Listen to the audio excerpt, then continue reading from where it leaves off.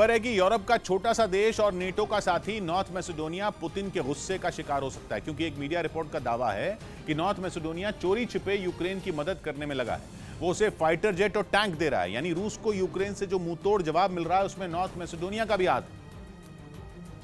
इसलिए शक जताया जा रहा है कि पुतिन नॉर्थ मैसेडोनिया को छोड़ने नहीं वाले। वो देर सवेर नॉर्थ मैसेडोनिया से बदला लेकर रहेंगे। असल में वहां के एक न्यूज पोर्टल ने एक दिन पहले खबर छापी कि नॉर्थ मैसेडोनिया एक सीक्रेट डील के तहत यूक्रेन को 4 Su-25 फाइटर जेट दे रहा है। अहम बात यह कि नॉर्थ मैसेडोनिया ने ये लड़ाकू विमान 2001 में यूक्रेन से ही खरीदे थे, यानी जो नॉर्थ मैसेडोनिया अब तक सीन से ही गायब था, वो रूस यूक्रेन की जंग का छुपा रुस्तम निकला। ये डील भी कोई अभी नहीं हुई, बल्कि करीब 2 महीने से लड़ाकू विमानों को यूक्रेन को देने की तैयारी चल रही थी। और जून में यूक्रेन की सेना के इंजीनियर उन लड़ाकू विमानों का मुआयना करने नॉर्थ मैसेडोनिया गए थे। हालांकि नॉर्थ मैसेडोनिया ने इस खबर को न तो माना और न ही उससे इनकार किया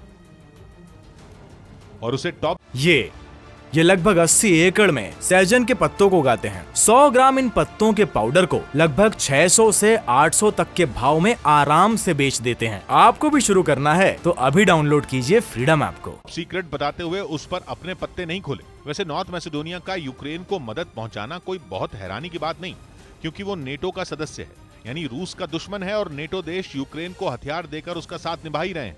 अभी जुलाई में ही नॉर्थ मैसेडोनिया ने यूक्रेन को T-72 टैंक भी दिए थे, और तभी से वो पुतिन के निशाने पर आ गया।